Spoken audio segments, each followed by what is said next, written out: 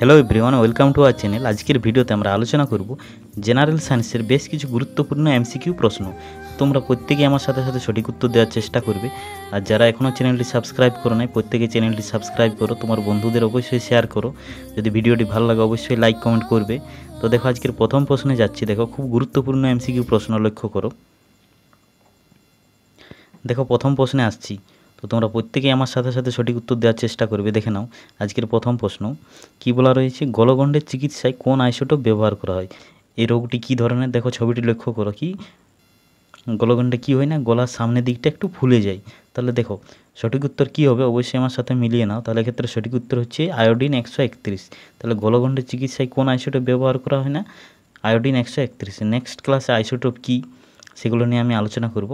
তো এক্ষেত্রে সঠিক উত্তর হচ্ছে আয়োডিন 131। দেখো বাকি অপশানগুলো কোবাল্ট 60, সোডিয়াম 24, ইউরেনিয়াম 235, এগুলো নিয়েও আমি একটু বলি। দেখো তো আয়োডিনের কাজ হচ্ছে কি, মস্তিষ্ক এবং স্নায়ুতন্ত্রের বিকাশ বা কার্যকর ঠিক রাখা। তাহলে অবশ্যই তোমরা ভালোভাবে মনে রাখো, খুব মন দিয়ে শোনো প্রত্যেকেই। মস্তিষ্ক ও স্নায়ুতন্ত্রের বিকাশ। এছাড়াও আর কি কাজ আছে না, দেখো এছাড়াও আয়োডিনের অভাবে কি হয়। দেখো আয়োডিনের অভাবে শিশুর মেধার বিকাশ ও বৃদ্ধি ব্যাহত হয়। এছাড়াও রয়েছে শিশু কি হয়, এমনকি শিশু মানসিক প্রতিবন্ধীও হতে পারে। গর্ভবতী মহিলার যদি আয়োডিনের অভাব দেখা যায় সেক্ষেত্রে কি হয় না, গর্ভপাতও হতে পারে। এছাড়াও নানা রকম শারীরিক সমস্যা দেখা যেতে পারে, শিশু বিকলাঙ্গ হতে পারে। এরপর দেখো কোবাল্ট 60। কোবাল্ট 60 কী কাজে ব্যবহৃত হয় না, ক্যান্সারের চিকিৎসায়। অবশ্যই তোমরা মনে রাখবে, খুব ভেরি ইম্পর্ট্যান্ট। কোবাল্ট 60 কিসে ব্যবহার করা হয় না, ক্যান্সারের চিকিৎসায়। এরপর লক্ষ্য করো, দেখো ইউরেনিয়াম 235 বা 235, এর কাজ কি না, পারমাণবিক বিভাজন বা বিদ্যুৎ উৎপাদনের জন্য ব্যবহৃত হয়। ইউরেনিয়াম 235 হচ্ছে খুব তেজস্ক্রিয় আইসোটোপ। অবশ্যই মনে রাখবে, ইউরেনিয়াম 235 হচ্ছে খুব তেজস্ক্রিয় আইসোটোপ। দেখো নেক্সট পয়েন্ট, দেখো সোডিয়াম 24 বা 24 কী কাজে ব্যবহৃত হয় না, দেখো লক্ষ্য করো প্রত্যেকেই, ভূগর্ভস্থ পাইপের ফাটল শনাক্ত করার জন্য ব্যবহৃত হয়। তাহলে এই পয়েন্টগুলো তোমরা অবশ্যই খাতায় নোট করে নেবে। আমি নেক্সট প্রশ্নে আসছি। দেখো তাহলে দেখো 2 নম্বর প্রশ্ন, নিউট্রন কে আবিষ্কার করেন? তাহলে এক্ষেত্রে সঠিক উত্তর হবে অপশান ডি, সেডউইক। 1932 সালে সেডউইক নিউট্রন আবিষ্কার করেন। দেখো খুব ভেরি ইম্পর্ট্যান্ট প্রশ্ন, ভিটামিন এ যকৃতে উৎপন্ন হয়। দেখো কোথার থেকে? 4টি অপশন তোমরা লক্ষ্য করো এবং সঠিক উত্তর দাও। দেখো আমার সাথে সঠিক উত্তর অবশ্যই মিলে না। তাহলে অপশান সি হচ্ছে সঠিক উত্তর। কোথার থেকে না, কেরোটিন থেকে। আমরা আসছি পরবর্তী প্রশ্ন। তো দেখো প্রতিটি প্রশ্নই কিন্তু প্রিভিয়াস ইয়ারের রেলওয়ে বলো, ডাব্লিউবিপি বলো, পিএসসি বলো, সমস্ত প্রশ্ন কিন্তু এখান থেকেই এসেছে। তো অবশ্যই তোমরা খুব মন দিয়ে ভিডিওটি দেখো। দেখো 4 নম্বর প্রশ্নে কি বলা আছে, বায়ুতে কোন গ্যাসের উপস্থিতির জন্য পিতল বিবর্ণ হয়ে যায়? দেখতে পাচ্ছ পিতল, তো এই পিতলের যে রং, সেই রং কী হয়, বিবর্ণ হয়ে যায়। অনেক সময় কী হয়, নীলাভ বা সবুজ এই ধরনের হয়। তো কার উপস্থিতির জন্য হয়, অবশ্যই তোমরা মনে রাখবে। দেখো 4টি অপশন তোমরা ভালো করে লক্ষ্য করো এবং সঠিক উত্তর দেওয়ার চেষ্টা করো। তাহলে এক্ষেত্রে সঠিক উত্তর কী হবে, অবশ্যই প্রত্যেকে কমেন্ট বক্সে কমেন্ট করে জানাও। যে পিতল কী নিয়ে তৈরি না, কপার এবং জিঙ্ক, বা কি বলা হয়, বাংলাতে বলা হয় তামা ও দস্তা। তো এই কপার থাকে কত পার্সেন্ট না, 70% থাকে কপার এবং 30% থাকে কি থাকে না, জিঙ্ক থাকে। তো এদের মিশ্রণকে বলা হয় পিতল। এই যে পিতলের বর্ণ অনেক সময় বিবর্ণ হয়ে যায়। কি কারণে? দেখো 4টি অপশন লক্ষ্য করো। তাহলে ক্ষেত্রে সঠিক উত্তর কী হবে না, হাইড্রোজেন সালফাইড। তো এই যে হাইড্রোজেন সালফাইডের উপস্থিতির জন্য অনেক সময় কী হয়, পিতল বিবর্ণ হয়। সংকেত কি না, দেখো তোমরা H2S, হাইড্রোজেন সালফাইড।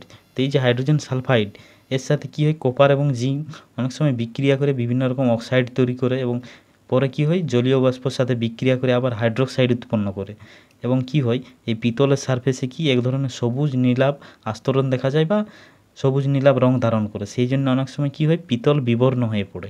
এছাড়াও আরেকটি আছে, সেটা হচ্ছে আমাদের কি না, সালফার ডাইঅক্সাইড, SO2। দেখো এখানে লিখছি, ডান দিকে লক্ষ্য করো, SO2।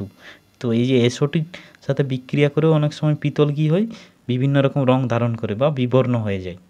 তো এই জিনিসগুলো অবশ্যই মাথায় রাখবে। আমরা নেক্সট প্রশ্নে আসছি, লক্ষ্য করো 5 নম্বর প্রশ্ন, খুব ভেরি ইম্পর্ট্যান্ট প্রশ্ন। দেখো জীবজগতের সর্বাপেক্ষা ক্ষুদ্রতম জীব কোনটি? দেখো প্রত্যেকেই কিন্তু কমেন্ট করবে। দেখো তাহলে ক্ষেত্রে সঠিক উত্তর কী হবে, অবশ্যই ছবিতে দেখো, ছবিটা যারা চিনতে পারছো অবশ্যই সঠিক উত্তর দিতে পারবে। তো এটা কিসের ছবি, অবশ্যই দেখো সঠিক উত্তর। তাহলে দেখো কী হবে, এখানে কী হবে, মাইকোপ্লাজমা। তাহলে সঠিক উত্তর হচ্ছে মাইকোপ্লাজমা। তাহলে এটি কিসের ছবি না, মাইকোপ্লাজমা। তো জীবজগতের সবথেকে ক্ষুদ্রতম জীব হচ্ছে মাইকোপ্লাজমা, অবশ্যই মনে রাখবে। নেক্সট আমরা পরবর্তী প্রশ্নে আসছি। দেখো 6 নম্বর প্রশ্ন, লক্ষ্য করো, খুব ভেরি ইম্পর্টেন্ট প্রশ্ন। দেখো, অসৎ বিম্বে সৎবিম্ব গঠন করা যায় কোন যন্ত্রে? 4টি অপশন তোমরা লক্ষ্য করো এবং সঠিক দেখো, আমার সাথে মিলিয়ে নাও সঠিক উত্তর। তাহলে ক্ষেত্রে সঠিক উত্তর কী হবে? 6 নম্বর প্রশ্ন দেখো, অবশ্যই ক্যামেরা হবে। তাহলে ক্ষেত্রে সঠিক উত্তর হবে ক্যামেরা। আসছি পরবর্তী প্রশ্ন। তো যারা এখনও ভিডিওটি লাইক করো নাই, অবশ্যই লাইক করো, তোমার বন্ধুদের অবশ্যই ভিডিওটি শেয়ার করে দাও। যারা এখনও চ্যানেলটি সাবস্ক্রাইব করো নাই, অবশ্যই প্রত্যেকে চ্যানেলটি সাবস্ক্রাইব করো। খুব সুন্দর সুন্দর প্রশ্ন নিয়ে আজকে এসেছি। দেখো 7 নম্বর প্রশ্ন লক্ষ্য করো, সাবমেরিনে সমুদ্রের উপরিতল দেখার জন্য কোনটি ব্যবহৃত হয়? কি বলা রয়েছে? সাবমেরিনে সমুদ্রের উপরিতল দেখার জন্য কোনটি ব্যবহৃত হয়? তাহলে ক্ষেত্রে সঠিক উত্তর কী হবে? অবশ্যই দেখো তোমরা সঠিক উত্তর দেওয়ার চেষ্টা করো। তাহলে ক্ষেত্রে সঠিক উত্তর হবে অপশান বি, পেরিস্কোপ। তাহলে ক্ষেত্রে সঠিক উত্তর হলো পেরিস্কোপ। অবশ্যই মনে রাখবে, কি না? পেরিস্কোপ। আমরা পরবর্তী প্রশ্নে আসছি, লক্ষ্য করো।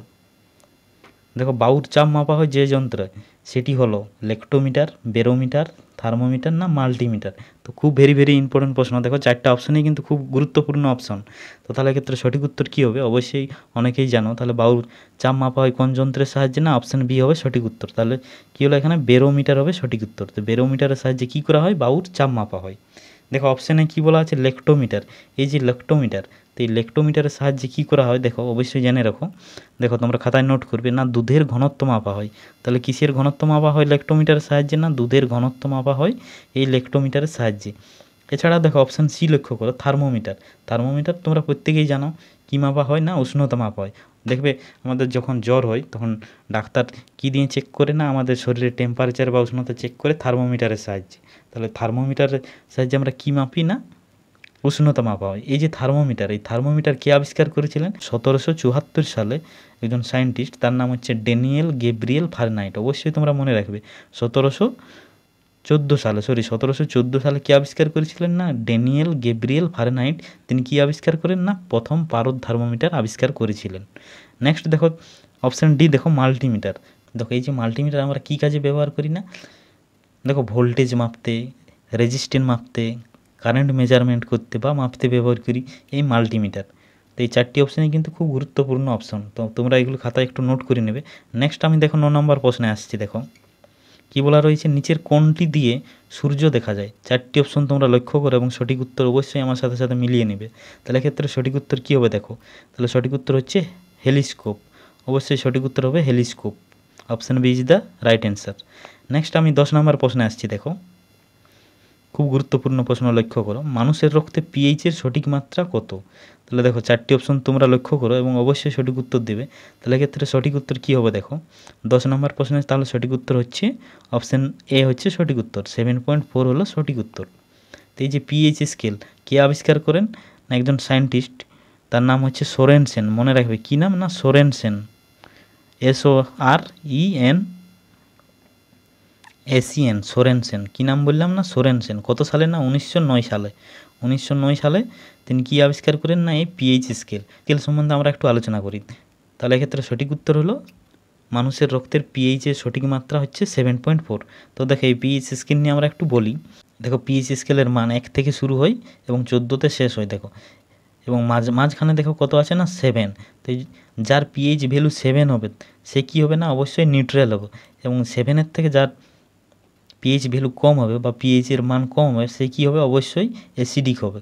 দেখো 7-এর পরে 6 আছে, 6-এর কিন্তু কী হয়? নিউট্রাল থেকে একটু অ্যাসিডিক হয়।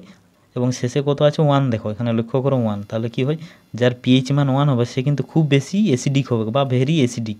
এবং লক্ষ্য করো ছবিতে 7-এর পরে দেখো ডান দিকে লক্ষ্য করো, যাদের পিএইচ ভ্যালু 7-এর থেকে বেশি বা 8, 9, 10 থেকে 14 পর্যন্ত তারা কী হয়? কিন্তু খুব বেশি ক্ষারীয় হয়। দেখো ইংরেজিতে বলা হয় অ্যালকালিন, বা এরা কী হয়? খুব বেশি ক্ষারীয় হয়। তো দেখো এই যে পিএইচ ভ্যালু 7 এখানে নিচে লক্ষ্য করো, তো পিএইচ ভ্যালু 7 কার হয়? না দেখো লক্ষ্য করো ছবিতে ডিস্টিল ওয়াটার। অবশ্যই তোমরা নাম শুনেছ ডিস্টিল ওয়াটার, তার কিন্তু কোনো স্বাদ থাকে না। এরপর দেখো বাম দিকে দেখো 5, 4, 3 করে রয়েছে। তো দেখো গ্যাস্ট্রিক অ্যাসিডের পিএইচ ভ্যালু সব থেকে বেশি 1। তারপর দেখো লেমন জুস 2। তারপর লক্ষ্য করো অরেঞ্জ জুস, ছবিতে লক্ষ্য করো এখানে অরেঞ্জ জুস 3। এইভাবে লিস্ট দেওয়া আছে, অবশ্যই তোমরা নোট করে নেবে। তারপর দেখো 7-এর থেকে বেশি দেখো সমুদ্রের জল। যারা যারা সমুদ্রে গেছো তো অবশ্যই তোমরা লক্ষ্য করেছো সমুদ্রের জল মুখে নিয়ে দেখলে কেমন লাগে? না আর নোনতা বা ক্ষারীয়, ভীষণ ভীষণ গুরুত্বপূর্ণ, অবশ্যই তোমরা মনে রাখবে। তারপর দেখো সোপি ওয়াটার, এগুলো কিন্তু কী হয়? অনেক ক্ষারীয় হয়। তো এই হচ্ছে পিএইচ স্কেল, অবশ্যই তোমরা খাতায় নোট করে নেবে। নেক্সট আমি পরবর্তী প্রশ্নে আসছি। দেখো, মানব মস্তিষ্কের কোন অংশ বুদ্ধিমত্তা, স্মৃতি ও আবেগ নিয়ন্ত্রণ করে? তো অবশ্যই তোমরা সঠিক উত্তর দেবে। তাহলে ক্ষেত্রে সঠিক উত্তর কী হবে? দেখো, অবশ্যই অপশান বি হবে সঠিক উত্তর, সেরিব্রাম।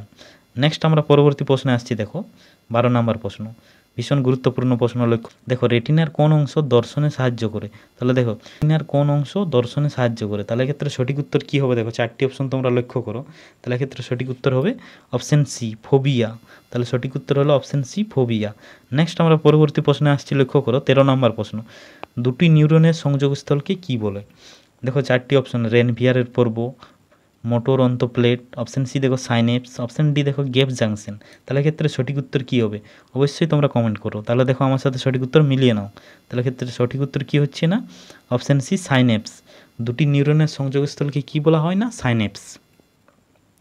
নেক্সট আমরা পরবর্তী প্রশ্ন আসছি। দেখো 14 নম্বর প্রশ্ন, দেখো ভীষণ গুরুত্বপূর্ণ প্রশ্ন, বেরি কে ঘটায়?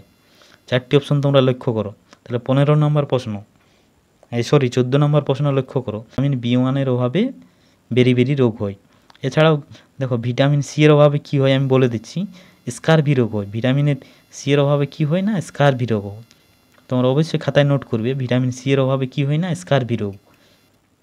নেক্সট আমি পরবর্তী প্রশ্ন আসছি। দেখো আজকের আমাদের লাস্ট প্রশ্ন, দেখো প্রোটিনের অভাবজনিত রোগটি শনাক্ত করো। 4টি অপশন তোমরা লক্ষ্য করো। তো প্রোটিনের অভাবে কোন রোগ হয়? অবশ্যই সঠিক উত্তর আমার সাথে মিলিয়ে নাও। দেখো তাহলে এক্ষেত্রে সঠিক উত্তর হলো কোয়াশিয়রকর, option D is the right answer.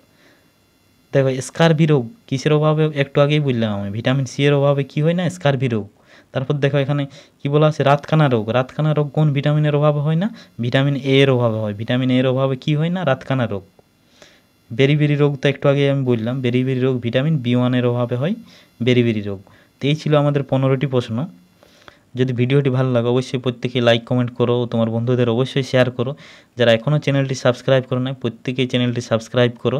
পরবর্তী ভিডিওতে আরও খুব ভালো ভালো প্রশ্ন নিয়ে আসছি। ধন্যবাদ।